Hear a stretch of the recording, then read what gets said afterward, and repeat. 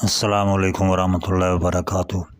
پیارے بھائیوں، آج ہم آپ کو جانوروں کے حیوانہ میں سوزش جو ہے اس کے بارے میں کچھ معلومات دیں گے۔ اس کی وجوہات کیا ہوتی ہیں، اس کی علامات کیا ہیں، اس کا علاج کیا ہے، اس بارے میں بتائیں گے۔ اس بیماری کو اصطلاح میں ماسٹائٹس بھی کہا جاتا ہے۔ تو یہ دو قسم کی ہوتی ہے۔ ایک تو ہوتی ہے شدید سوزش، یعنی جو ہے تازی لیکن یکدم بہت زیادہ سوزش ہو گئی ہے، اور دوسری وہ ہوتی ہے کہ یعنی پرانی ہے، یہ بار بار جو ہے ہو جاتی ہے، کبھی ٹھیک ہو گئی کبھی پھر دوبارہ آ گئی۔ تو اس کی تفصیل میں جانے سے قبل آپ سے گزارش ہے کہ آپ عبداللہ ضیاء گوڈس فارم کو سبسکرائب کریں، لائک کریں اور گھنٹی کے بٹن کو دبائیں تاکہ آئندہ بھی آنے والے ویڈیو جو آپ تک آسانی کے ساتھ پہنچ سکے۔ تو ہم آپ کے سامنے سب سے پہلے جو ہے اس بارے میں یعنی حیوانہ کی سوزش جو ہے اس کی علامات کیا ہیں۔ یعنی حیوانہ کی سوزش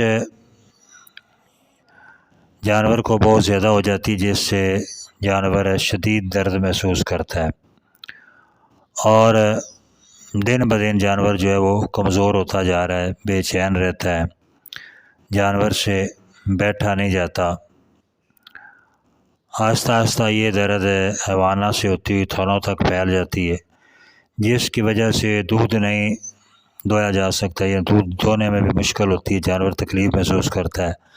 تھنوں کو ہاتھ لگانے سے درد اور بڑھ جاتا ہے، جس سے جانور دودھ نہیں نکالنے دیتا۔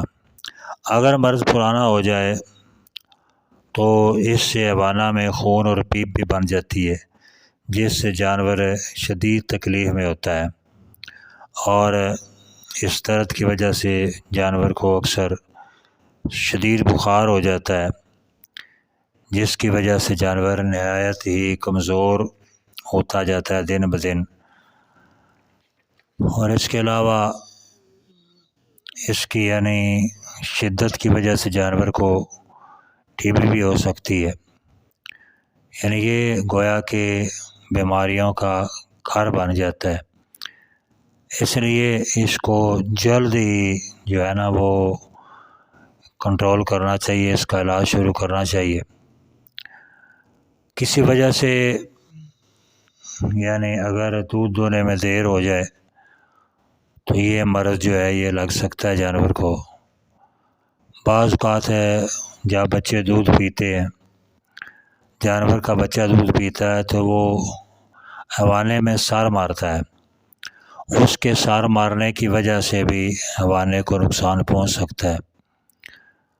بہت زیادہ گرمی یا سردی، موسمی تبدیلی یا بے احتیاطی بھی اس کا سبب بن سکتی ہے، خصوصاً جب باڑے میں گندگی ہو تو وہ گندگی کے جراثیم جو ہیں وہ تنوں کے ذریعے جانور کے حیوانے میں چلے جاتے ہیں، تو اس سے بھی جانور بیمار ہو جاتے ہیں۔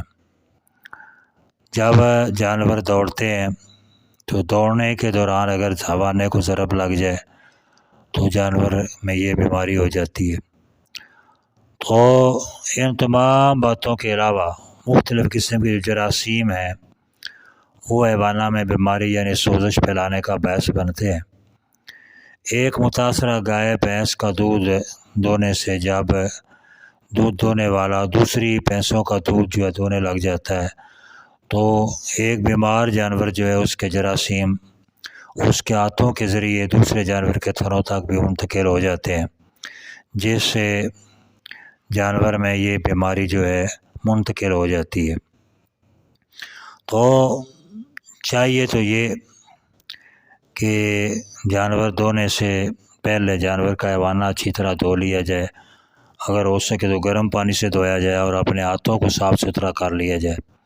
اور جب دوسرے جانور کا آپ نے دودھ نکالنا ہے تو کوشش کریں کہ دوبارہ ہاتھ دھو کر اور اس جانور کا حیوانہ بھی صاف کر کے جو ہے نا اس کو دھویا جائے۔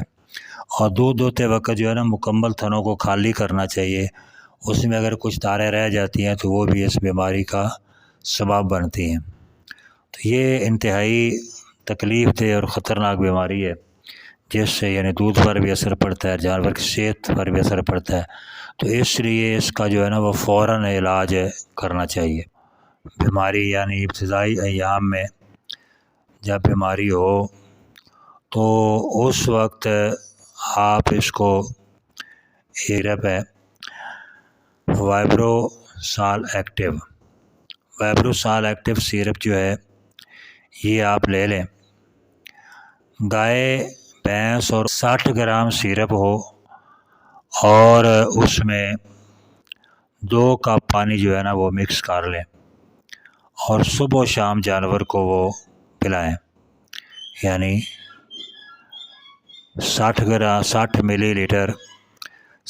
ملی لیٹر شربت اور 2 کپ پانی اس کو مکس کر کے صبح و شام جانور کو پلائیں۔ یہ ہے بھیڑ بکری اپنا گائے بھینس اور اونٹنی کے لیے، اور بھیڑ بکری کے لیے یہ نصف خوراک ہوگی، یعنی 3 ملی لیٹر 1 کپ پانی میں صبح و شام جو ہے وہ دیں۔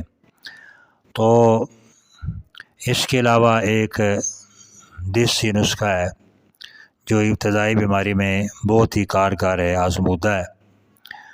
آپ سرخ مرچ دڑا یعنی دادر مرچ بھی کہتے ہیں 40 گرام لے لیں، ذرا بریک ہو۔ دیسی کی 60 گرام، اس کو 1 کلو پانی میں ڈال کر پکائیں۔ جب پانی خشک ہو جائے تو اس کو ٹھنڈا کر لیں۔ ٹھنڈا کرنے کے بعد 1 بڑا چمچ جو ہے میٹھا سوڈا اور 1 بڑا چمچ ٹاٹری ملا کر یہ جانور کو خوراک کھلا دیں، یعنی یہ ایک خوراک ہے ایک وقت کے لیے، اور یہ ہے بڑے جانور کے لیے، گائے بھینس اور اونٹنی کے لیے، یعنی ایک خوراک ہے۔ تو یہ آپ جو ہے نا 4 دن تک اسے کھلاتے رہیں، یعنی ہر روز کی ایک خوراک تازہ بنا کر جو ہے نا وہ جانور کو کھلائیں۔ اگر بھیڑ بکری ہے تو اس کو یعنی 20 گرام مرچ ڈالیں گے اور 30 گرام جو ہے دیسی گھی ڈالیں گے، آدھا کلو پانی میں اس کو پکائیں گے، اور میٹھا سوڈا جو ہے یہ چھوٹی چمچی، اور اسی طرح ٹاٹری جو ہے یہ بھی چھوٹی چمچی اس میں ملائیں گے، اور یہ بھیڑ یا بکری کے لیے ایک خوراک ہوگی 1 دن کی، تو اس کو بھی آپ نے یہ 4 دن تک کھلانا ہے۔ اس کے علاوہ یعنی بیماری کی ابتدا میں جب سوزش وغیرہ بڑھتی ہے تو زیرہ سیاہ جو ہے وہ لے لیں، آپ اس کو سرکہ میں پیس لیں، سرکہ میں زیرہ سیاہ کو پیس لیں اچھی طرح، یعنی بریک ہو جائے، لیپ سا بن جائے، تو اس کو حیوانے پر لیپ کریں۔ تو یہ بھی 2-3 دفعہ لیپ کرنے سے انشاءاللہ جو سوزش ہے وہ ختم ہو جائے گی۔ اگر سوزش جو ہے یہ زیادہ پرانی ہو چکی ہے اور پرانی ہونے کی وجہ سے جانور کے حیوانہ میں خون اور پیپ وغیرہ بن چکی ہے، یعنی حد سے زیادہ حیوانہ خراب ہو چکا ہے، تو اس کے لیے پھر آپ کو جو ہے نا ٹیکے لگانے پڑیں گے۔ وہ جو میں نے پہلے وائبروسال ایکٹیو شربت بتایا ہے وہ بھی دیں صبح و شام، ایک خوراک۔ اس کے علاوہ جو ٹیکے ہیں نا وہ بھی لگوائیں، انجیکشن لگوائیں۔